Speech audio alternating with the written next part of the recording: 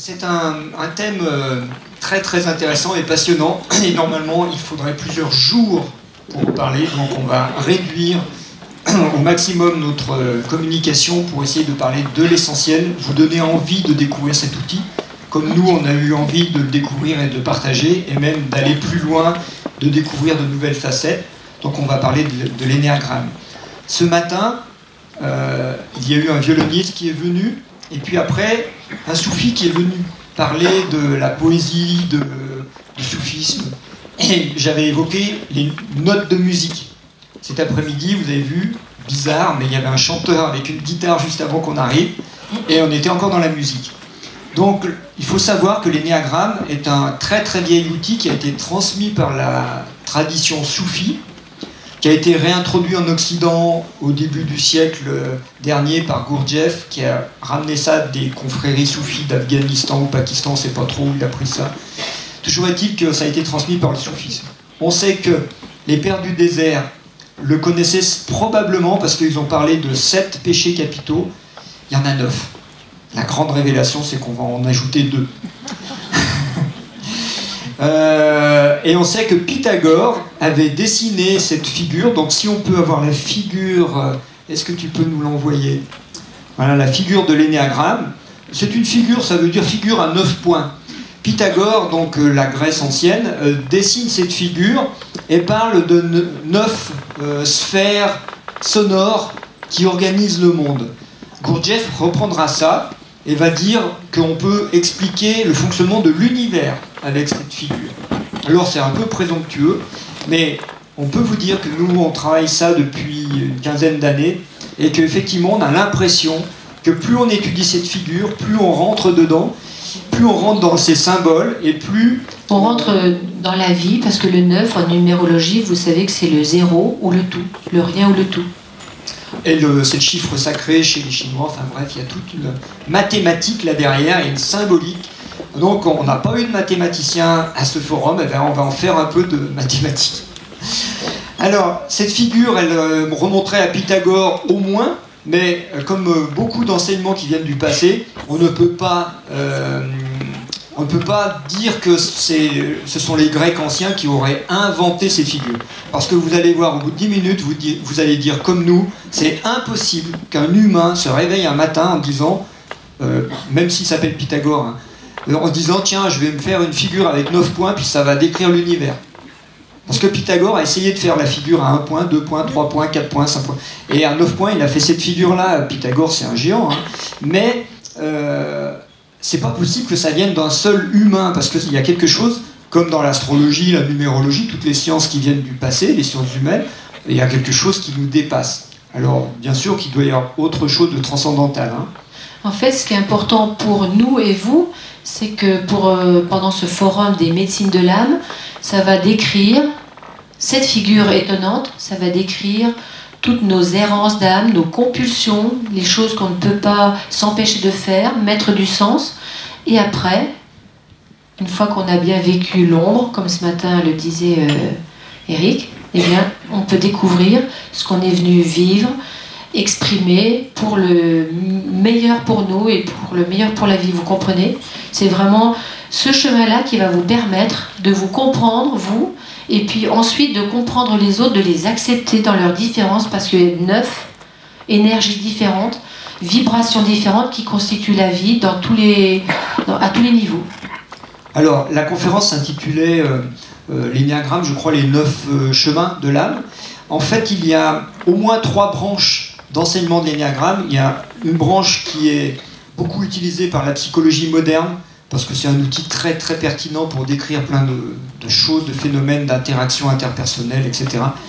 Il y a une branche qui est utilisée par le management en Amérique, beaucoup de formations, dans le coaching aussi, c'est presque un incontournable avec la PNL, avec d'autres techniques, l'analyse transactionnelle, notamment en psychologie. Ce sont vraiment des choses incontournables maintenant d'apprendre l'énéagramme, parce que c'est un outil très rapide à apprendre et très efficace. Ça, c'est les 2 branches principales. Et puis, il y a une branche traditionnelle, qui est celle que nous pratiquons, qui est l'enseignement de l'énéagramme par tradition orale, où les gens vont apprendre à se reconnaître Donc n'allez surtout pas faire des tests sur Internet, ça ne sert pas à grand-chose en général. L'énéagramme, on doit se découvrir. Ça ne se calcule pas, on doit se découvrir. Et quelquefois, on met des années à se découvrir. C'est dire à quel point nous sommes voilés et inconscients de notre propre réalité. Et cette tradition de l'enseignement par oral, ça se fait en 2 week-ends. Vous pouvez le faire ici à côté au Centre des Déserts, parce que nous, on organise régulièrement des stages. Mais il y a des stages un peu partout en France, parce que c'est une méthode qui est quand même très très connue et très actuelle, on va dire. Donc, cette tradition de l'oral, c'est pour qu'on sente la personnalité. C'est-à-dire, si c'est une note de musique, c'est une vibration. Si c'est une vibration, si on prend un énéatype 9, par exemple, normalement, si on met tous les 9 ensemble, il va sortir du groupe une sorte d'odeur, de sensation, de choses bizarres. On va dire, mais c'est vrai qu'ils ont un trait de ressemblance. Et si on met tous les 1 ensemble, voilà, donc on va fonctionner en panel, on va mettre les gens ensemble, on va faire un gros tas de 9, un gros tas de 1, et puis on va sentir qu'il y a quelque chose qui émane de ces personnes, et puis dans ces personnes, il y en a une qui va dire « je me sens pas à l'aise dans ce groupe ». Et là, vraiment, on est dans du sensible, mais du ressenti, c'est-à-dire, et les autres vont dire « ouais, c'est vrai que tu t'es mis avec nous, mais nous, on ne te sent pas comme nous ». Et c'est comme ça qu'on apprend à s'entraider les uns les autres et à se découvrir, et à voir qu'effectivement nous sommes différents. Et puis surtout, l'énéagramme, le grand secret, c'est qu'il va décrire 9 façons de percevoir la vie. Et alors ce qui est sidérant, c'est que vous allez vous rendre compte que c'est 9 mondes, et que moi je suis dans un monde, mais les 8 autres, j'ignore complètement leur façon de penser, de réagir, de croire, de vivre, quoi. Et ils sont totalement incompréhensibles. Vous savez, on ne comprend pas l'autre, on dit bah, « attends, je lui ai expliqué ». Comment ça se fait qu'il ne comprend pas mes mots? Mais parce qu'il n'a pas les mêmes filtres, il est voilé par cette incarnation de l'âme, on pourrait dire, dans 9 énergies différentes, qui ne sont pas pour nous séparer. Au début, ça nous sépare, mais après, c'est un potentiel pour nous retrouver dans 9, on verra 9 mensonges, pour commencer. Alors, avant d'aller vers les vertus, parce que tout le monde aimerait bien aller vers sa vertu, il faut quand même être sincère et concret avec la vie, avec ce qu'on observe autour de nous. La planète va mal, les gens vont mal, les maladies se développent, les maladies mentales se développent. Tout cela est décrit par l'énéagramme. C'est-à-dire qu'on peut classer même les maladies mentales selon les énéatypes. Il y a un énéatype de la schizophrénie comme il y a un énéatype de la paranoïa. Vous voyez ? Et en fait, ces choses-là, hélas, pour nous, sont un peu mathématiques. Alors ça fait, bon, je vais dire un mot, ça fait un peu flipper quand on a découvert que tout ça était régi par des lois mathématiques et par des flèches qui nous obligent à vivre certaines choses et qu'on ne peut pas faire autrement. C'est vraiment le mot-clé. Souvent on dit « c'est plus fort que moi, je ne peux pas faire autrement ». On appelle ça une compulsion, c'est-à-dire dès que vous serez déstabilisé par un événement dont vous n'attendiez pas justement l'arrivée, quelque chose qui fait que j'allais bien, et là, on dit c'est pas possible, ça vous amène dans un autre monde qui vous fait réagir d'une manière toujours la même, excessive. Et vous êtes mal dans ce fonctionnement qui vous prend de l'énergie, et les personnes autour de vous sont mal, et ça coupe le lien. Donc ça va décrire 9 façons de voir le monde, mais 9 façons de mal voir le monde.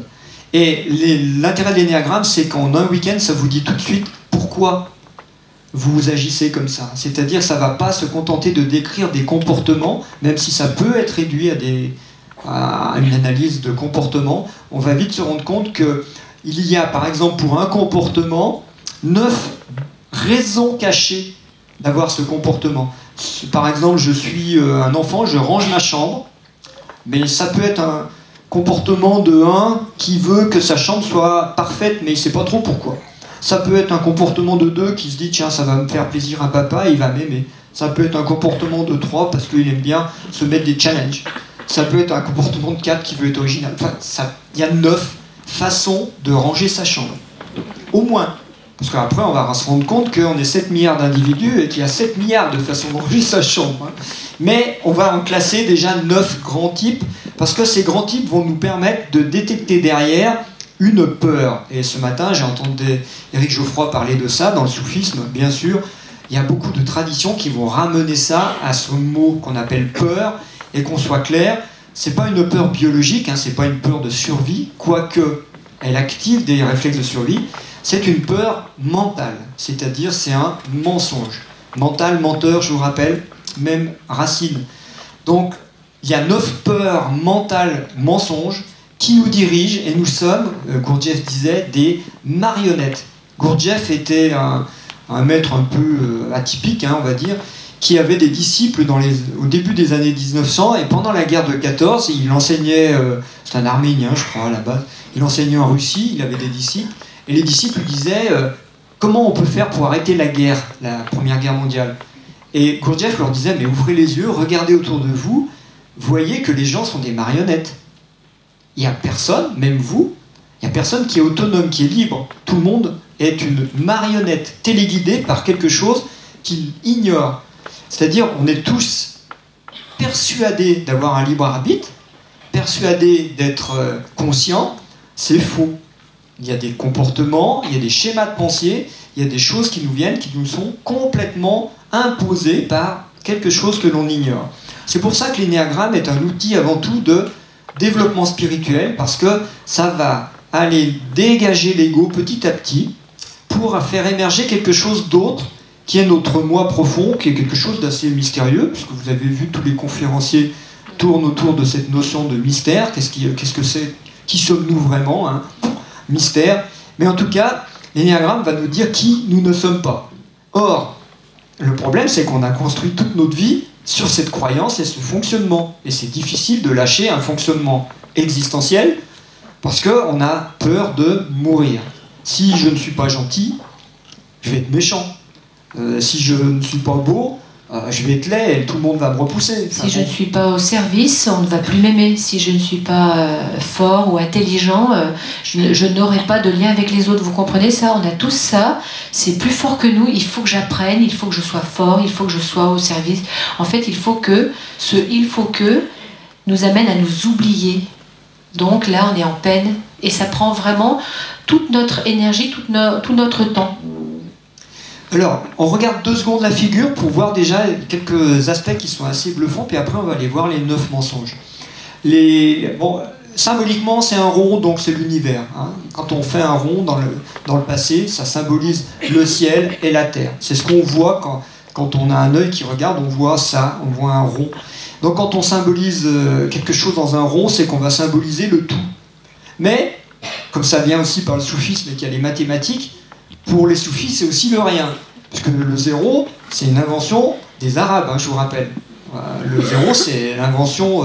c'est terrible, parce qu'après, entre le 0 et le 1, il y a tout.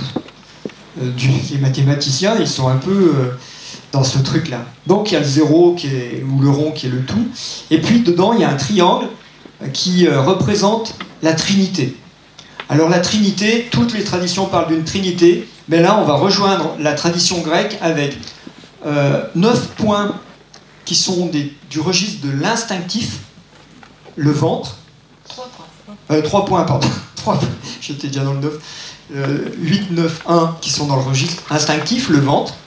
Il y a 3 points, 2, 3, 4 qui sont des émotionnels, le cœur. Et puis il y a 3 points qui sont du domaine du mental, 5, 6, 7. Alors ça, c'est déjà rassurant. Moi, quand j'ai vu ça, j'ai dit, ça, c'est un outil qui me plaît parce qu'au moins, ça rejoint la tradition chinoise, ça rejoint la biologie. Parce que moi, le Père, le Fils, le Saint-Esprit, j'en avais parlé avec un théologien une fois que j'avais fait venir à Chambéry. Et je lui ai posé la question, pourquoi, j'étais un peu provo à l'époque, je lui ai dit pourquoi il n'y a pas de féminin dans le Père, le Fils et le Saint-Esprit. Il m'a dit, oh, faut pas voir les choses comme ça, puis il s'est arrêté. J'ai dit, bon, d'accord. Moi, ça me titille parce que j'ai une base un peu énergétique chinoise, vous savez, je faisais du Qigong. Et donc, pour moi, il y a yin, il y a yang, c'est le féminin, le plus, le moins, c'est de l'électricité. Même le plus, le moins et le zéro, c'est encore de l'électricité, hein. Le plus, le moins et puis le zéro. Mais après, le Père, le Fils, le Saint-Esprit, bon, pourquoi pas, mais c'est des mots qui ne me parlent pas, moi, personnellement. Je sais pas.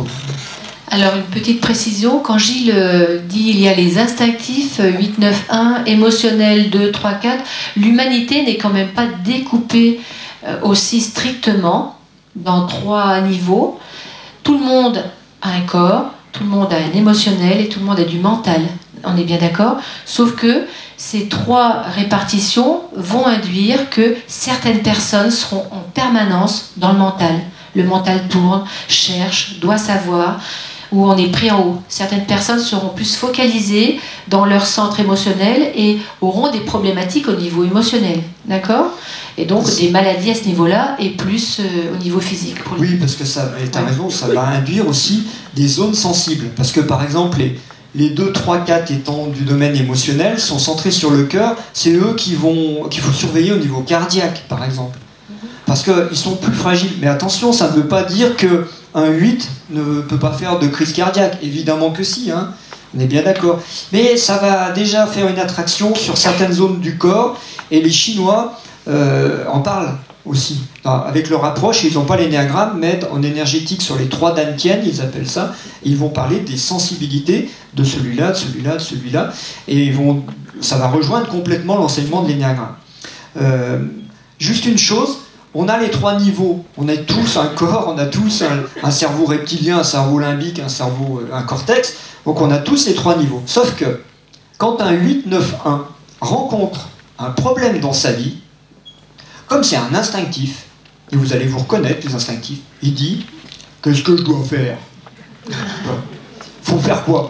Donc c'est passer à l'acte. Il a un problème, il veut un acte. Ouais. Parce que pour lui c'est un instinctif, et il ne veut pas penser. Ça ne l'intéresse pas de cogiter. Il ne va pas faire de psychanalyse, c'est pas son truc, mais il va se dire c'est quoi la solution? Voilà, c'est ça. Voilà. Il y a un problème, il y a une solution.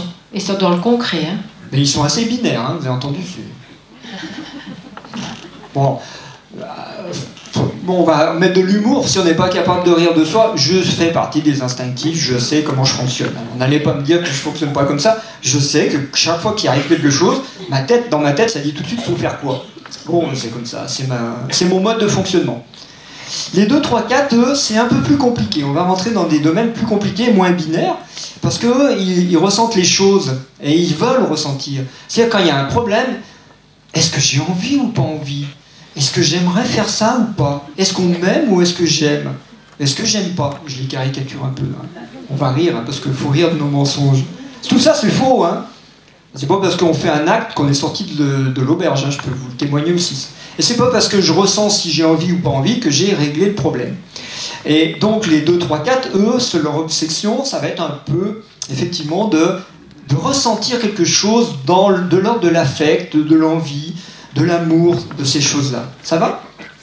Et 5, 6, 7, tu veux en parler? Je peux en parler parce que je suis pile au centre, le 6, c'est le pire, hein, c'est moi. C'est le royaume du mental. Il faut savoir, comprendre, mettre du sens. Pourquoi? Mais pourquoi? Pourquoi? Et pourquoi? D'accord? Alors, remplir dedans, savoir dehors, tout ce truc qui nous tourne dans la tête. Alors, il y en a plein qui ont, dans les autres numéros, qui ont un mental, mais 5, 6, 7, c'est vraiment leur royaume. Il faut que j'apprenne, je sache, parce que si je ne le sais pas, je n'existe pas. Alors, ça va induire, bien sûr, l'invention de la psychanalyse, l'invention de la sophrologie. Hein. Il suffit de penser pour régler le problème. Enfin, je caricature, hein. Les sophrologues, ne m'en veuillez pas. Hein. Mais ce sont des schémas, et vous allez voir que ces schémas individuels, ce mensonge individuel, petit à petit, on va arriver à vous faire prendre conscience, à la fin de la conférence, que ça devient un schéma collectif qu'on appelle un égrégore. Et ce schéma collectif devient quelque chose qui s'auto-alimente. Et si la société va mal actuellement, c'est sans doute parce que nous ne sommes pas capables individuellement de sortir de nos schémas et donc de cesser d'alimenter un schéma collectif. On va voir qu'il y a 9 mensonges, et dans notre prochain livre on en parle comme 9 plaies de l'âme, qui sont en fait des choses qui nous pèsent énormément sur la planète en ce moment, dans la société, et on n'arrive pas à en sortir en disant il n'y a pas d'autre solution possible. Parce qu'on a créé, par la multiplication de ces schémas de pensée, on a créé quelque chose de l'ordre d'un égrégore qui va nous distiller son message tout le temps, hein, auto-alimenter oui. le truc. On pourrait dire qu'on s'est identifié à un masque de je suis qui n'est pas notre être. Un je suis, une persona, c'est un masque, comme un masque de théâtre, qui fait qu'on peut entrer en relation avec l'autre. On a cru que pour entrer en relation avec ses parents, ses frères et sœurs, les amis, être vivant et en lien avec les autres, on a cru qu'il fallait jouer ce personnage. Et en fait, c'est quelque chose à la fin qui nous sépare. Alors après, ça va être hyper simple, parce que là, moi j'adore cette partie, c'est hyper rationnel, c'est très très simple, c'est de l'hypolarité. C'est-à-dire que, comme vous avez un point instinctif, là c'est des points zéro, ils sont neutres, enfin ils sont graves on va dire, parce qu'ils ne sont pas bien polarisés. Mais là c'est un point plus, là c'est un point moins. Là c'est zéro, mais là c'est plus, là c'est moins. Là c'est zéro, là c'est plus, là c'est moins. Là on va retrouver un truc qui est hyper facile. C'est hyper facile de faire des liens avec la psychologie moderne, avec Jung par exemple. C'est hyper facile de faire des liens avec l'énergétique chinoise, parce qu'on va se rendre compte qu'il y a des personnalités extraverties et d'autres introverties, ou des personnalités yang qui font comme ça, des personnalités yin. Et puis dans les personnalités yang, il y a des hommes qui sont par nature yang, et des femmes qui sont par nature yin. Donc ça va commencer à démultiplier les possibilités, et vous allez voir que ça devient vite ingérable de comprendre ça. Il ne faut pas perdre la base, on a une trinité. D'accord? Mais si on va plus loin, la trinité va laisser... Alors, hop, il est revenu... Est-ce que je peux avoir le troisième? Pas si... Il est revenu au premier. Et... Voilà. On va arriver à un truc qui est assez... alors moi, c'est la chose qui me bluffe le plus. Ouais, c'est étonnant ça. C'est la loi du 7. En mathématiques, la loi du 7. Il y a une loi mathématique qui est que quand on divise un chiffre par 7, alors 7, vous savez que c'est les 7 couleurs de l'arc-en-ciel, Blanche-Neige et les 7 nains, et les 7 doigts et les 7 jours de la semaine, et c'est un chiffre sacré dans toutes les traditions. Le 7, toutes les traditions le nomment comme sacré, hein. Le reconnaissent. Il y a 7 notes de musique, il y a 7 chakras, bon, etc. Et ces 6 points qui sont là sont gérés par la loi du 7. Alors qu'est-ce que la loi du 7? C'est que quand vous divisez 1 par 7, vous obtenez une série 1, 4, 2, 8, 5, 7. Illimitée. Quand vous divisez 2 par 7, vous obtenez une série 1, 4, 2, 8, 5, 7 illimitée. Quand vous divisez 3, alors moi je l'ai fait avec la calculette, j'ai dit, c'est pas parce qu'ils me disent que c'est une loi mathématique, moi je suis un pragmatique, je veux vérifier. Donc j'ai fait avec la calculette, puis au bout d'un moment je me suis arrêté. Parce qu'effectivement, dès qu'on divise un chiffre par 7, on obtient une série 1, regardez, 1, 4, 2, 8, 5, 7. Et c'est une loi mathématique. Alors ça, on va se dire déjà, Pythagore, le jour où il a pondu ça tout seul, c'est déjà fort, hein. Mais ce qui est complètement sidérant et impossible à imaginer, c'est que l'énéagramme dit que quand une personnalité 1 va mal, elle est attirée dans la personnalité 4. Et elle va prendre les mauvais côtés du 4. Et quand un 4 va mal, il va aller dans le point 2. Et alors ça, c'est un peu gênant. Parce que ça veut dire que quand on va mal, notre personnalité nous échappe. Elle est téléguidée par une loi énergétique mathématique, universelle, intemporelle. Elle n'est pas culturelle, c'est-à-dire vous allez voir les énéatypes, nous on s'est pas mal promené dans les Péruviens marchent comme ça, les Touaregs marchent comme ça, même un Touareg dans le désert, vous arrivez à voir son énéatype, au bout d'une journée ou deux avec lui, vous voyez vite son énéatype, et pourtant ils sont tous habillés pareil, et on voit son énéatype pourtant, et cet énéatype va être victime d'une loi mathématique qui lui échappe. Alors notre façon de penser, nous cartésiens, disant on est libre, on pense ce qu'on veut, vous n'aurez pas ma liberté de penser, vous voyez toutes ces phrases, ça en prend un sacré coup, parce qu'en fait on se rend compte que là vraiment ce que Gurdjieff disait, on est des marionnettes, c'est vrai, nous sommes des marionnettes. Et c'est géré par une loi qui dirige l'univers, parce que cette loi-là, elle est universelle. Alors ça, c'est un peu gênant, mais en même temps, ça va demander à aller explorer, parce que pourquoi est-ce qu'on a intérêt, quand on est là, parce que nous, c'est la médecine symbolique, il n'y a jamais de hasard, hein. Pourquoi on a intérêt à aller explorer ce point-là, et de rester pendant 5 ans dans la déprime, par exemple, ou 3 ans dans la déprime, ou de faire un burn-out et d'aller là-dedans? Quel est l'intérêt pour l'âme? Et c'est là où on va se rendre compte qu'effectivement, tout ça n'est pas un hasard. Tout ça n'est pas une chose qui est imposée à l'humain, notamment, par hasard, et qui a des raisons qui vont nous entraîner justement à qu'est-ce que c'est que cette figure et pourquoi elle est fabriquée comme ça, et en quoi ça peut être un outil pour l'âme, pour nous dans notre développement personnel. Donc si vous voulez, on va passer à cette phase de la conférence et puis essayer d'aller explorer un petit peu les 9 mensonges de l'âme, et puis pour voir que derrière tout ça il y a autre chose qui se développe, et puis après on vous passera le micro pour que vous puissiez poser vos questions. En fait, pour faire le lien avec Éric Geoffrey ce matin, il en a parlé un petit peu par rapport aux maladies. Il y a 2 sortes de maladies. En fait, la première qui nous force à nous éveiller, à nous poser des questions, puis à être bien dans son corps, et puis après, une deuxième sorte de maladie, mais c'est même pas ça, c'est des sensations qui sont dans le corps, qui sont dérangeantes, mais qui nous aident ou qui aident nos corps énergétiques à aller plus loin. Quand notre conscience change, en fait, nos corps énergétiques doivent se dilater, donc tout notre corps le ressent et souffre un petit peu, mais c'est presque le prix à payer, voilà. Et donc là, par rapport au numéro 1 qui va mal, qui est déstabilisé dans son 1, on va voir parfait, et qui est pris en faute ou quoi que ce soit, mais où il est déstabilisé, ça va l'amener automatiquement dans le 4 et il va déprimer.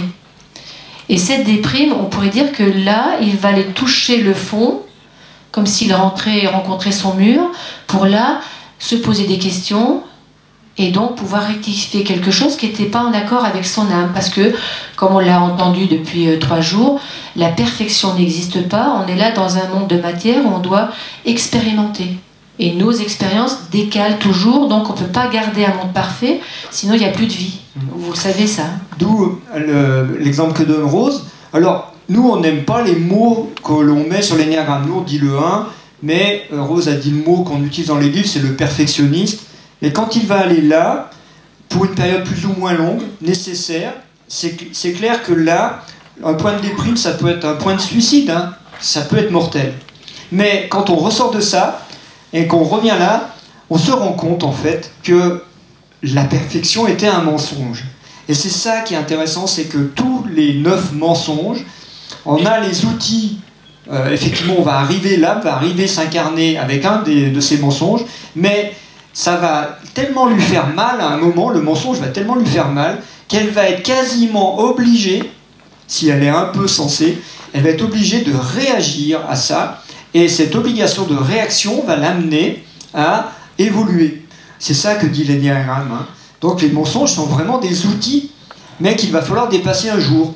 Je vais vous donner un exemple très récent, en fait, de quelqu'un qui est dans ce cercle-là, plutôt au niveau émotionnel, et qui, hier, a passé la journée à l'hôpital, parce que son mensonge l'a amené à toucher profondément au niveau de son corps et au niveau du cœur. Elle a eu peur d'avoir une crise cardiaque. En fait, et donc son point sensible est là pour cette personne. Et donc, elle est allée à fond dedans. D'accord ? Cette énergie l'a amenée dans sa peur, dans 1, 4, 2, 8. Certainement que ça l'a amenée dans quelque chose de puissant au niveau du corps. Et ce qui est intéressant, mais vraiment même passionnant, c'est que cette personne, au moment de cette souffrance, en attendant, eh bien, elle a pris conscience qu'elle devait choisir de vivre et qu'elle n'avait jamais décidé de vivre. Vous voyez la chose hyper importante. Est-ce qu'on choisit de vivre pour soi ou est-ce qu'on vit pour les autres ? Là, c'est la bascule de je suis soumis à un personnage, une personnalité, un ego, appelez-le comme vous voulez, à je suis là. En fait, les égos, les personnalités, c'est un je suis. On peut les passer vite fait en revue dans les enseignements actuels. Je suis parfait, je suis au service. Le 3, je suis un battant. Le 4, je suis original. Le 5, je sais tout. Le 6, je suis loyal et responsable. Le 7, je suis un épicurien, je m'amuse. Le 8, je suis un chef, moi je suis fort. Le 9, je suis bien, moi je suis zen. Et ces 9 mensonges, on met longtemps avant de se rendre compte que c'est quelque chose qui nous empêche de vivre, parce qu'au début, c'est quelque chose qui nous fait vivre. C'est embêtant ce truc. Ça nous fait vivre, ça nous donne une existence, ça nous donne, comme a dit Rose, une persona. Mais au bout d'un moment, notamment avant la quarantaine, en général, ça commence à nous peser parce qu'on se rend compte qu'il y a plein de choses qui nous arrivent alors ça, c'est la grande recette, notre stratégie habituelle n'arrive pas à résoudre.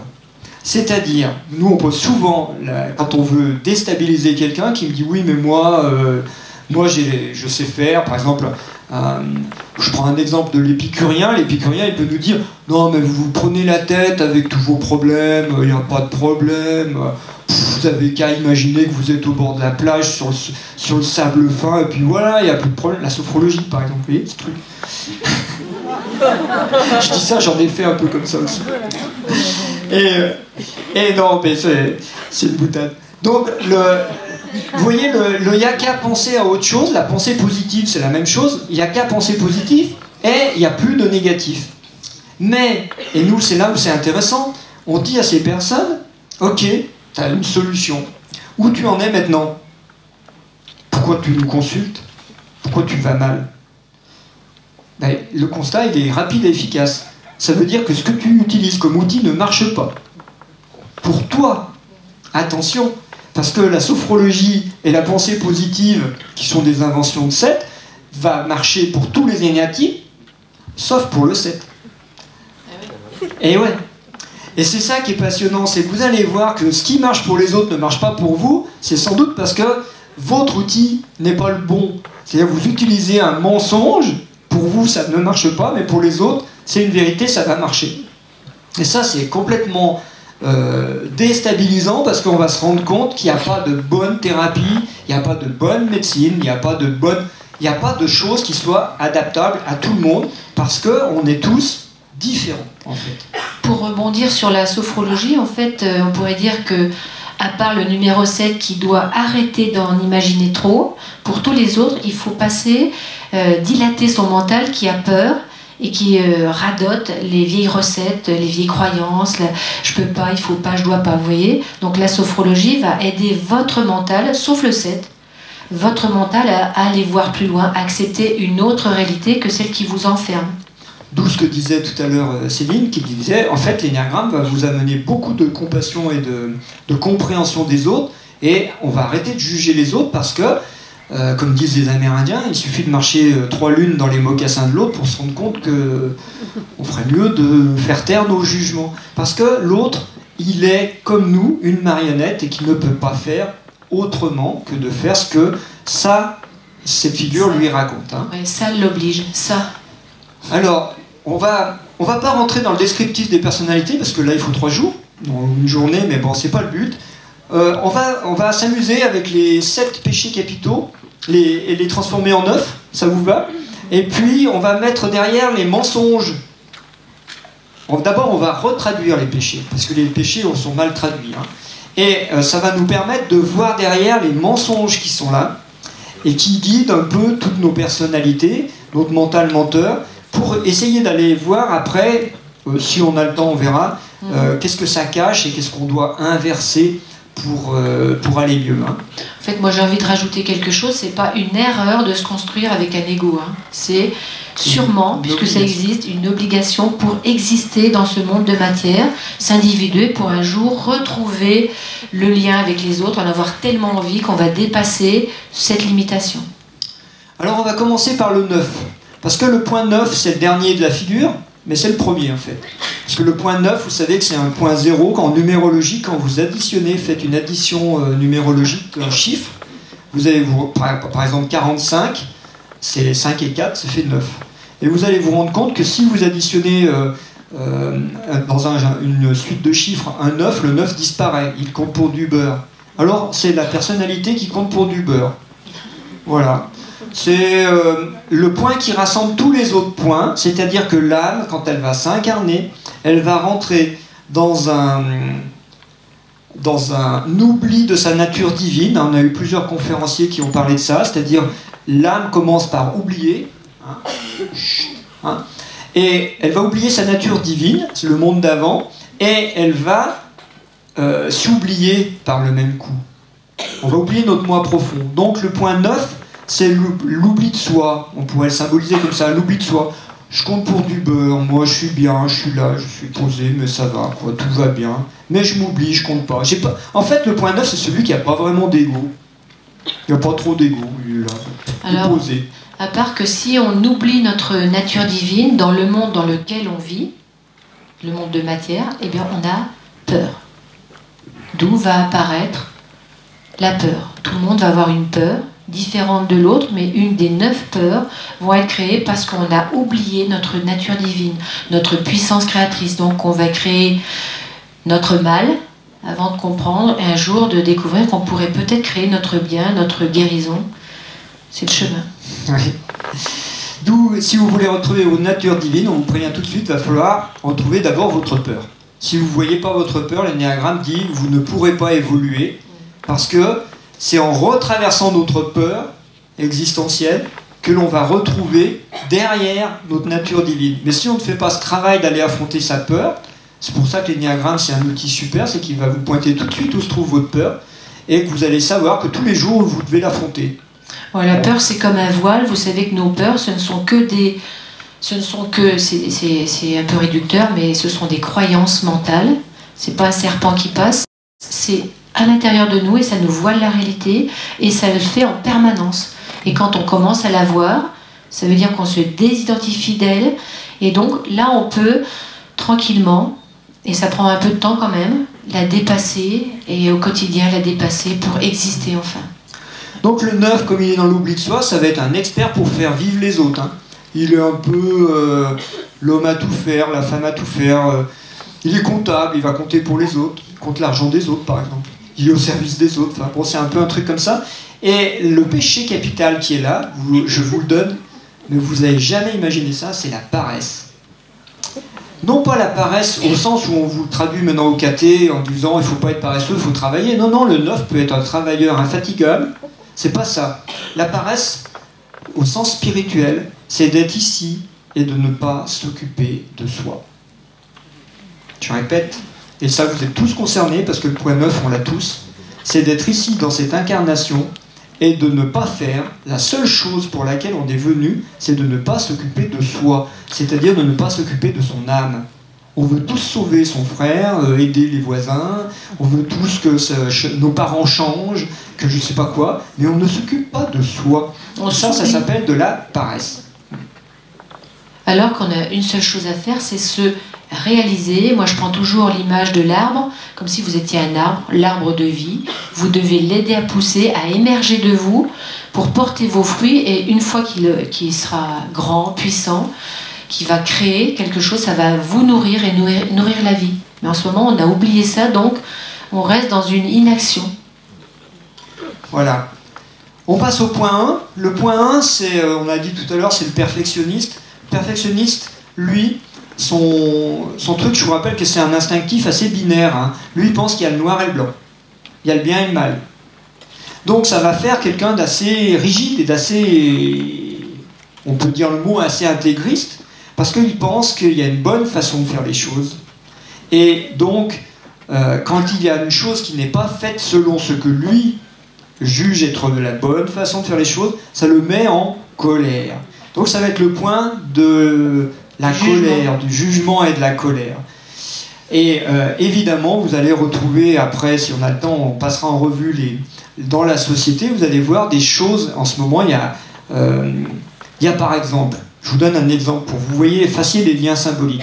Vous avez vu un mouvement qui s'appelle les gilets roses ou non, les gilets jaunes. Les gilets jaunes. Ce mouvement des gilets jaunes va naître de quoi? Apparemment d'une taxe sur le pétrole. En fait, d'une taxe sur le pétrole, plus les 80 km/h, plus les ronds-points, les tas de cul, les motards qui ne peuvent plus rouler, etc. Et on se rend compte qu'en fait, derrière, il y a une symbolique de gens qui sont en colère parce qu'on leur impose quelque part de ne plus rouler comme ils veulent, librement. On leur impose ça sous le prétexte de leur dire vous êtes des délinquants en puissance puisque vous roulez vite et que vous allez tuer des gens. Il y a même des médias qui ont osé faire une enquête sur les radars qui ont été bouchés en disant est-ce que les gilets jaunes sont responsables des morts supplémentaires depuis le mouvement. Vous vous rendez compte l'accusation. Ça, cette accusation, elle est typique du point 1. Moi, je sais qu'il faut que les gens roulent moins vite. Et je vais imposer aux gens de rouler moins vite. Vous voyez ça? Ben ça, cette façon de penser, elle est dictée par une notion qu'on appelle le bien et le mal, mais une notion de jugement. Qui sommes-nous pour juger de qu'est-ce que c'est que vite? Vous voyez, même ça, ce mot vite en français. Pour certains, vite, c'est 50 km/h, pour d'autres, c'est 80, puis ça dépend du véhicule, et puis ça dépend des conditions atmosphériques, puis ça dépend de l'état de la route, et puis ça dépend, et puis ça... Et là, on rentre dans le fait qu'effectivement, on ne peut pas juger, puisque ça dépend de circonstances qui sont uniques. Est-ce que vous suivez le raisonnement? Donc le point 1 va être un point qui va être soumis à la colère, parce que dès qu'il voit quelque chose qui le dérange, qui dérange son jugement mental, ça le met en colère. Mais comme c'est un point yin, il va retenir sa colère, elle va être en sourdine. Et c'est pour ça, avec. Voilà, il va faire avec. Et c'est pour ça qu'un jour, on a un mouvement des Gilets jaunes, et puis on dit, mais comment ça se fait qu'il y a un mouvement de colère comme ça, avec une telle violence? Parce que c'était réprimé. Ça fait cocotte minute, vous voyez. Et si nos dirigeants, si les gens qui dirigent la société, je ne parle pas que des gouvernements, parce qu'ils ne dirigent pas grand-chose en fait, mais si les têtes pensantes et les gens étaient informés de ces mécanismes-là, on pourrait anticiper cause-conséquence. On pourrait anticiper ça, parce qu'en se disant, si on continue à serrer la cocotte minute, le jour où elle va exploser, ça va faire mal à tout le monde. Donc il va falloir lâcher un peu du lest, il faut être intelligent, parce qu'il y a un égrégore de 1 qui va faire cette colère. Ça va? Alors on pourrait dire quand même, malheureusement c'est comme ça, mais on a tous ça en nous. On se juge. Vous avez remarqué? Sans arrêt, bien mal, bien mal, bien mal. J'aurais pas dû, alors qu'on expérimente, il n'y a pas d'erreur. Vous devriez gommer le mot erreur et dire j'expérimente la vie, ou la vie s'expérimente à l'extérieur. Donc le premier point, c'est je m'oublie. Le deuxième point, c'est je tombe dans la dualité. Ça va? Le troisième point, on va de pire en pire, je vous rassure. Je soulage. Allez. Le troisième point, on dit souvent des femmes qui sont au service. Le point 2, c'est celui qui passe number 2, qui passe pas en number 1. Vous voyez, il va passer en deuxième position, il va se mettre au service des autres. Mais, il y a un mais, avec l'intention et l'attente que si on est gentil, on va être nourri affectivement, c'est-à-dire on va m'aimer. Donc c'est pas désintéressé, c'est-à-dire je suis au service, mais j'espère avoir un retour affectif. Et ce manque affectif vient d'une peur, bien sûr, mais va surtout créer chez la personne un manque qui ne va pas pouvoir être comblé. Quand vous avez un manque, si par exemple vous avez besoin d'argent, mais que vous avez la croyance que vous n'en aurez jamais, que vous manquez d'argent, ce qui se réalise dans votre vie, c'est le manque d'argent. Donc vous n'en aurez jamais, puisque vous croyez que vous en manquez. Et c'est comme ça qu'il y a des gens qui ont des fortunes, en fait, mais qui sont toujours à la recherche d'argent, parce qu'ils croient toujours qu'il leur en manque. Entre parenthèses, vous savez ça. C'est pas une histoire comme le rouler vite, c'est pas une histoire de quantité. Donc si la personne croit qu'elle a besoin de l'affection des autres pour exister, elle va toujours être en manque affectif. Et donc elle va être prisonnière de ce manque, et ce point-là va être tout le temps dans une insatisfaction au niveau du thorax, qui va aussi lui causer des problèmes physiques à terme. Oui, j'ai une petite remarque par rapport à tous ces fonctionnements. En fait, ce sont des fonctionnements, on pourrait dire d'ego ou enfantins, qui se construisent tous dans l'enfance. Donc, on est soumis à ce fonctionnement enfantin comme la petite fille ou comme le petit garçon quand on était petit. D'où on va travailler sur soi pour aller essayer de nettoyer ça. Et c'est soumis à cette loi énergétique qui fait qu'on est tous obligatoirement construits avec ces énergies du 1 au 9. Ouais. Et qui vont, juste pour préciser, qui vont autant de la maladie mentale qu'à l'éveil, etc. Et on est tous sur un curseur où on monte, on change de niveau. Oui. Sur le point 2, vous pouvez avoir Mère Teresa et Brigitte Bardot. C'est pas pareil. Mais c'est le même énéatype. C'est juste une échelle énergétique, hein, de conscience en fait. Et ce qu'a dit Rose, là, la construction dans l'enfance, l'énéagramme ne tranche pas entre l'inné et l'acquis. Nous, on le sait, avec les baguettes, on le voit quand on fait des constellations avec la figure, qu'effectivement, les âmes ont déjà les informations avant d'arriver dans cette incarnation. C'est-à-dire que l'âme est déjà deux avant d'être renforcée dans son deux par les parents, l'éducation, tout ça. Donc le point du péché capital du 2, c'est l'orgueil. Parce que à force d'être au service des autres, la personne en arrive à croire que c'est elle qui crée les autres. Bah oui, mais c'est comme ça. Le point 3, c'est un point très très dynamique, parce que c'est le point du battant, on l'appelle le battant. C'est une personne qui croit qu'il faut être vu et admiré. Il faut réussir, en voilà. fait. Donc ça va être un point très très beau, parce que pour être admiré, il faut être beau. Donc si vous croyez que vous êtes beau par hasard, détrompez-vous, ce n'est pas un hasard. Le physique, la morphopsychologie est aussi liée à l'énéatype. C'est-à-dire que les points 2, 3, que par là, sont les plus beaux de l'énéagramme, on dit, parce que pour attirer de l'affect et pour être admiré des autres, il faut être beau. Et c'est comme ça. Mais il faut être beau dans les canons du moment. C'est-à-dire que... ben oui. En ce moment, les filles sont plutôt longilignes et maigres, alors qu'il y a un siècle, il fallait qu'elles aient des grosses cuisses et des hanches. Et si vous allez au Maghreb, les 3 du Maghreb ne sont pas comme des 3 parisiennes. C'est parce que la beauté au Maghreb n'est pas la même que à Paris. Alors c'est dingue de voir que le psychisme est capable de créer le physique. Hein. Alors ça, c'est vraiment sidérant. Donc le point du 3, le 3, c'est de confondre le paraître et l'être. Et donc vous allez avoir un mensonge qui a été oublié, un péché capital qui a été oublié par la religion catholique, qui est le mensonge. Le mensonge n'est pas un péché capital. Alors c'est très intéressant, parce que vous verrez que vous écoutez les hommes politiques, vous savez qu'ils vous mentent. Vous écoutez les chefs d'entreprise, vous savez qu'ils vous mentent. Vous écoutez les journalistes, vous écoutez tout le monde, vous savez qu'ils vous mentent. Et pourtant vous acceptez ça. Parce qu'on n'a pas dit que c'était un péché capital.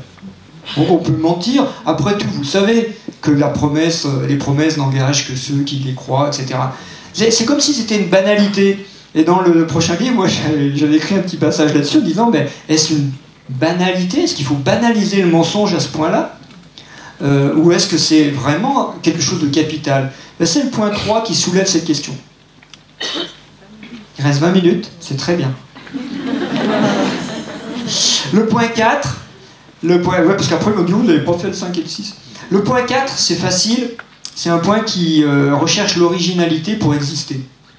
Donc là, on va avoir un mensonge qui est de croire non pas qu'il faut être vu, mais qu'il faut être vu différemment. Alors bien sûr, vous allez reconnaître chez vous tous ces points-là, hein. On soit bien d'accord, parce qu'on a tous ces constructions. Et si je dois être remarqué, il faut que je sois différent des autres. Moi, je ne veux pas être comme tout le monde quand même. Et ce point-là, ça va l'amener à créer du nouveau. L'amener à créer du nouveau, mais c'est quelquefois du nouveau un peu déstabilisant. Hein. Parce que pour être original, quand vous allez à Paris, vous allez voir, il y en a, ils font fort. Hein. Il y a un moment, on dit, c'est où la limite? Puisque c'est sans fin. Je vous rappelle que c'est un besoin existentiel, donc c'est sans fin. Et du coup, comme c'est sans fin, il va y avoir un péché capital qui s'appelle l'envie. Parce que comme il n'est jamais satisfait de ce qu'il a, puisqu'il faut toujours être plus original, et bien en fait, il a toujours envie d'autre chose, de quelque chose de différent. Et donc, le péché de l'envie va être plus focalisé sur le point 4. Ça va? Vous suivez? Moi, ce que j'aime bien, c'est voir le côté utile, parce que si ce point-là va toujours plus loin, c'est que ça nous décale toujours plus loin dans notre capacité à créer du nouveau. Vous voyez, il n'y a pas d'erreur, il n'y a pas de choses à jeter. Ça nous amène dans autre chose que le ronron. On connaît ça, on répète la tradition. La vie veut qu'on crée du nouveau, et le cadre, il est spécialiste. Vous comprenez? C'est vraiment intéressant qu'on soit tous différents pour que on puisse créer une vie nouvelle à chaque instant. Et les 9 numéros de l'énéagramme nous amènent à ça. Et on a tous ça en nous, plus ou moins. Alors là, on va faire un truc qui est énorme, c'est qu'on va passer le fond de la marmite, là. tout en bas de l'incarnation et de l'énéagramme, il y a les points 4 et 5. Et là, on va passer du point des émotionnels au point du mental. Et on va passer sur le point 5, qui lui est un mental qui va être, si vous voulez, l'aspect rationnel du mental. Vous allez avoir l'aspect rationnel ici et l'aspect imaginatif ici. L'aspect rationnel, c'est quelqu'un qui veut tout savoir, il veut tout comprendre, il veut tout gérer avec sa tête. Donc ça va faire beaucoup de dégâts dans les domaines scientifiques, intellectuels et tout, parce que ce sont des gens, ça va faire par exemple qu'il y a un spécialiste du foie qui n'en a rien à faire du corps de Madame Dupont, parce que lui, il est spécialiste du foie. Et que si Madame Dupont a aussi un problème au poumon, il enverra Madame Dupont chez un confrère qui va s'occuper du poumon, parce que lui, c'est pas sa spécialité, le foie, c'est son truc. Et ça va faire une médecine qui va découper l'individu au lieu d'avoir une médecine uniciste globale. Et ça va faire la tentation de notre cerveau de tout segmenter en petits bouts, de tout secter en petits bouts pour pouvoir maîtriser la connaissance. Avec l'illusion qu'on va exister comme ça. C'est-à-dire presque, pour pousser le paroxysme, hein, c'est un point qui croit qu'il va devenir Dieu par la tête. Qu'il va tout savoir par la tête et qu'il va pouvoir devenir Dieu. Ça va jusque-là dans la pensée qui est sous-jacente. Mais ça va créer quelque chose de l'ordre de la rétention, parce que la connaissance, du coup, ça devient quelque chose qu'il faut acquérir et qu'il ne faut pas donner, parce que le mental est comme ça. Il aime bien prendre, il n'aime pas donner. Vous avez vu votre mental, comment il fonctionne? Il fonctionne comme ça. J'aime bien recevoir des informations, mais j'aime pas en donner. Du coup, ça va faire une forme de rétention qu'on va appeler dans les péchés capitaux l'avarice. Alors c'est pas l'avarice d'avoir plein d'argent et de ne pas le dépenser, hein. Ça peut être l'avarice de ne pas dire quand on devrait dire, de ne pas manifester d'émotion quand on pourrait. C'est une avarice basique, hein. C'est juste de faire de la rétention au lieu de faire une circulation, hein.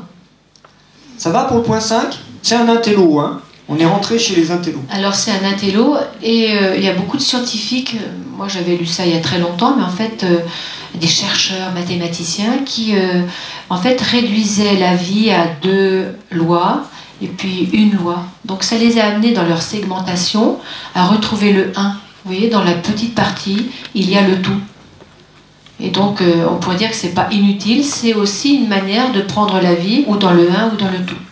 Alors, c'est le point de l'invention de la psychanalyse, par exemple, hein, sans doute que Freud est 5, hein, parce que c'est vraiment typiquement faire le tour d'un truc, d'une question, tourner jusqu'à avoir tout saisi, toutes les... analyser, voilà. Et c'est un point qui est très, très, très influent dans les milieux scientifiques et donc on va subir un peu cette influence de la segmentation dans tous les domaines. Et pas que médical, hein, on a pris cet exemple, mais scientifique, tout, partout, on découpe en petits bouts, il faut tout prévoir, il faut tout anticiper, il faut tout savoir. Voilà. Le point 6, lui, c'est un autre point qui a été oublié. On a oublié sur la Trinité, on a oublié le 3 et le 6. Un autre point qui a été oublié par la description des péchés capitaux, c'est le point de la peur.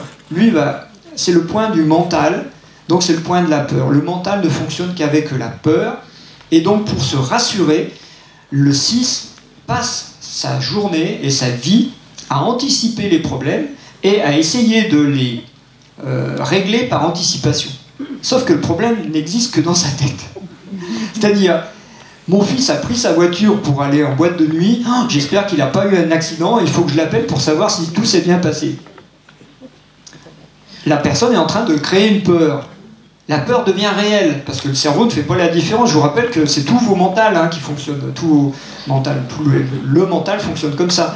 C'est-à-dire que quand j'anticipe une peur et que je me projette, le cerveau lui fait pas la différence. Entre un vrai citron ou l'image d'un citron, le cerveau il fait pas la différence, il est bête comme tout le cerveau. Et t'as peur que ton fils a eu un accident, eh ben il a eu un accident. Donc il faut vite que j'appelle pour me rassurer. Donc ça va dépenser une énergie folle, ça va nous faire dépenser une énergie folle pour vérifier ou se prémunir de choses qui n'existent que dans notre tête. Vous fonctionnez comme ça ou pas? J'espère, hein. Vous avez une tête quand même. Elle fonctionne comme ça, notre tête. Alors, moi j'aime bien voir toutes ces peurs-là au niveau énergétique, puisque avec les baguettes, ça nous permet d'aborder l'âme ou l'invisible, enfin bref, et les baguettes montre comment ça fonctionne. À chaque fois qu'on est dans une peur c'est, regardez bien le mouvement, c'est une rétractation, d'accord? On a peur, donc on se met dans un coin, on se rétracte. Et donc si on se rétracte, notre âme qui devrait exprimer quelque chose ne dit pas, ne fait pas, ne chante pas. On est tous soumis à des peurs qui nous empêchent de prendre notre place. D'accord? Donc on ne peut pas exister, prendre notre place, ça décale tout le monde, les autres sont obligés de combler le vide, faire à notre place. Dans les familles, ça décale. Ceux qui ont peur, eh bien, c'est l'aîné qui doit faire le travail, ou si l'aîné ne fait pas, c'est le petit qui remplace. Vous voyez comment nos peurs nous empêchent d'être juste dans notre rôle, dans ce qu'on devrait être. Alors bien sûr, les 5, les 6, les 7 étant dans le royaume du mental, la peur, c'est vraiment leur fonctionnement. Et ils vont avoir des stratégies différentes pour régler la peur.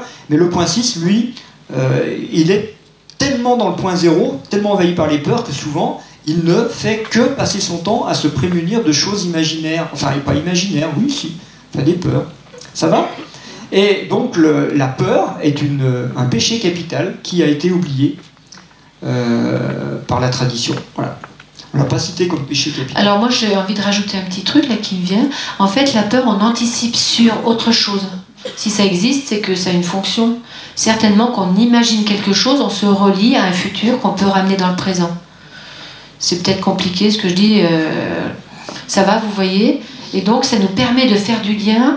Demain, je vais vivre ça. Ça nous emmène vers du lien. Et souvent, les 6, numéro 6, sont dans « je veux faire du lien, j'ai envie de faire du lien pour changer, aider ». C'est des points d'aide. On va voir que les flèches vont aider les gens à évoluer après, et qu'effectivement, la pathologie, si elle semble informer la personne, parce que quelqu'un qui est sur le point 6 ne peut pas s'empêcher de penser ça dans sa tête. Et vous prenez un livre d'énéagramme, vous dites le 6, pour évoluer, il faudrait qu'il arrête de penser. Ah ouais. Mais comment on fait quand on est 6 pour arrêter de penser? Enfin, tu vois, c'est le genre de conseil, c'est pas possible, quoi. Non. Le 7, le point 7, on l'appelle l'épicurien, c'est un enfant qui veut pas grandir. Lui, il a dit, moi, je vais rester dans le monde imaginaire de l'enfance, parce que vous savez que l'enfance, ça commence par un monde imaginaire, cerveau droit, avant d'aller plutôt vers un monde mental, cerveau gauche. Donc lui, il a décidé de rester dans ce monde-là, parce que c'est très confort. Il n'y a qu'à penser que j'ai les gâteaux, même si j'en ai pas, ils sont là, en fait. Et donc, le 7 est quelqu'un qui va se construire une personnalité de mensonge en croyant que tout est beau, qu'il faut être content, heureux en toutes circonstances, c'est le bonheur total, tout va bien. Alors il est très imaginatif, énormément. Lui, c'est vraiment un point créatif, imaginaire, et c'est lui qui va inventer. Vous voyez, tout ce qui est nouveau, très souvent, c'est cette énergie qui est le précurseur des nouvelles inventions, du nouveau qui arrive, vous voyez. Il s'échappe un peu de la matière, mais il va piocher les idées qui sont déjà là et il les ramène. Après, il faut les mettre en œuvre. Dans l'évolution, ça peut être un visionnaire. Hein.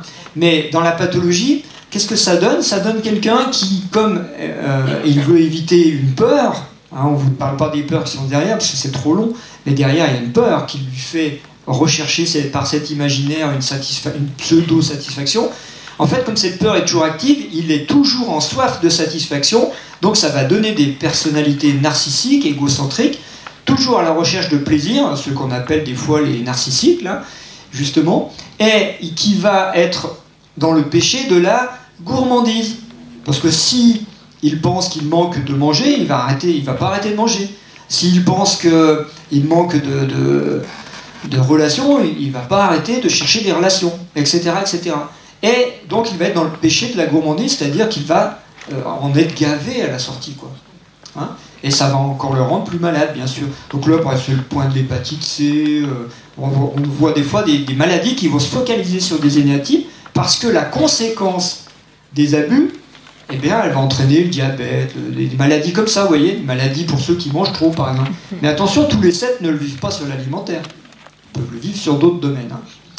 Et enfin, le 8, lui, qui est un instinctif, on revient dans le monde de l'instinctif, le 8, lui, il croit qu'il faut être fort en toutes circonstances pour survivre. Donc, c'est un point instinctif de survie qui pense que sur Terre, il y a de la place pour les forts et les faibles, il n'y a pas de place pour eux. Donc, il n'y a pas de choix, il faut être fort. Et il va construire une personnalité très très costaud, physiquement, mentalement, émotionnellement blindé, qui va cacher un cœur tout doux, mais qui ne veut pas être blessé, bien sûr, mais qui va paraître au prime abord, si vous voulez, ça fait une personnalité à la Donald Trump, ou à la Marine Le Pen, ou à... vous voyez, ça fait des personnalités assez dynamiques et assez apparemment... ou Coluche. Ou Coluche, voilà. Mais ça va faire des personnalités assez dures. Hein. Et qui osent dire les choses. Alors que les 6 ne diront rien, même s'ils ont peur ou s'ils ont envie de... Moi j'ai une idée, et bien les 6 ne disent rien, les 8 disent. Et avec force. Alors tout à l'heure on a vu qu'il y avait une particularité là, parce que là il y a 2 points yin, et qu'on est au fond, mais là il y a 2 points yang. Alors là, vous avez la gourmandise, et là vous avez la luxure. Alors quand vous avez des gens qui sont entre le 8 et le 7, qui oscillent entre le 8 et le 7, vous imaginez les personnalités que ça peut faire. On va les remarquer à la télévision, on va les remarquer dans les médias ou dans la vie sociale, on va les remarquer parce que ça va être des personnalités impressionnantes. Parce qu'il va se dégager d'eux quelque chose de très très puissant et de très abusif aussi, hein, puisque gourmandise et luxure, si je ne m'abuse, c'est quand même des énergies puissantes. Hein. Oui, parce que là on parle d'ego, hein, d'accord, de personnalité, donc d'ego, ça se construit. Alors ça, c'est les 9 mensonges et les enfermements. Alors, ce qui est intéressant, c'est de savoir que derrière, l'énéagramme va nous dire, un jour, alors pour l'instant, on n'y est pas, hein, mais un jour, la figure va s'inverser. C'est-à-dire, il y aura tellement de gens évolués, on ne sait pas, vous savez, il y a la théorie de la bascule. Quand est-ce qu'il y aura un champ de conscience suffisant sur le collectif qui va faire basculer tout le monde dans une évolution au lieu d'être dans une involution? Ben, l'énéagramme dit exactement la même chose.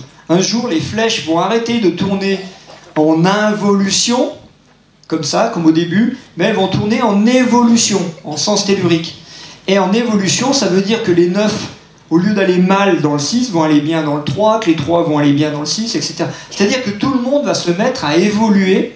Alors bon, on va pas faire de prédiction, parce que ça serait un peu présomptueux, mais dans la théorie de l'énéagramme, il est dit qu'un jour ça va se passer, c'est-à-dire que les flèches vont s'inverser et ça va pas venir par un don de Dieu ou de je sais pas quel créateur externe, ça va venir du fait que chaque individu va comprendre que dans ce jeu-là, il a une note de musique à jouer et une seule, la sienne. On revient sur le point 9, on n'a qu'une seule chose à faire, c'est s'occuper de soi.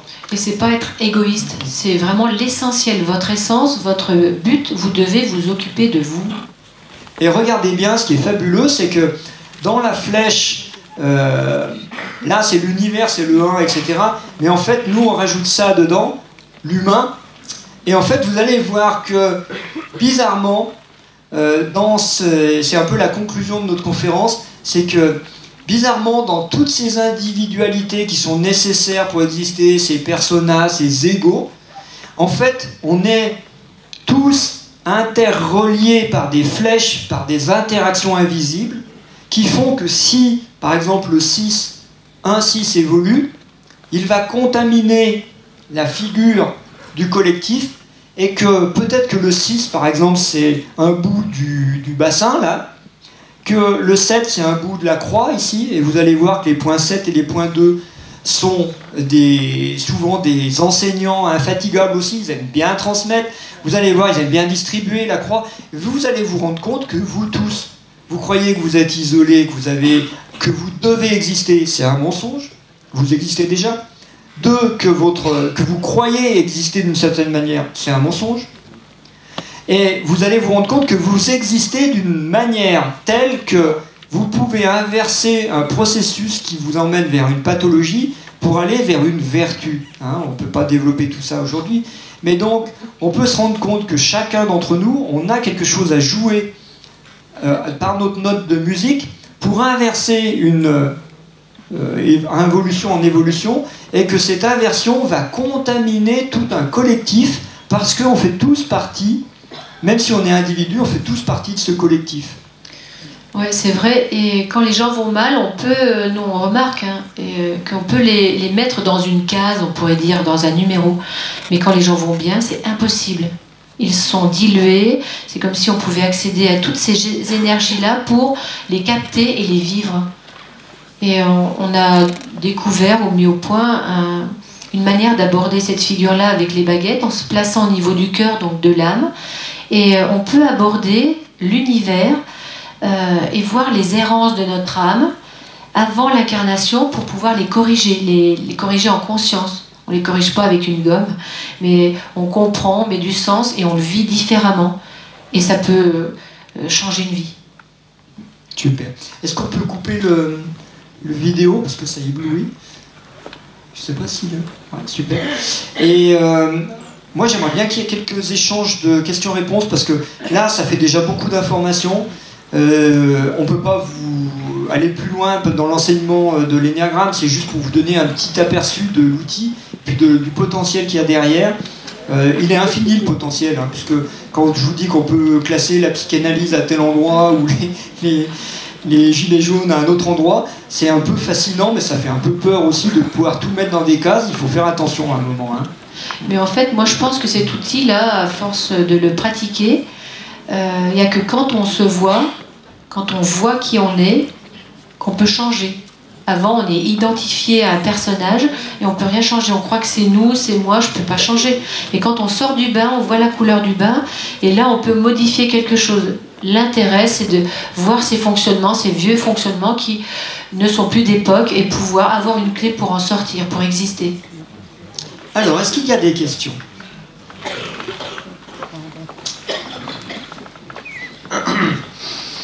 Bonjour, je voudrais vous poser une question très simple.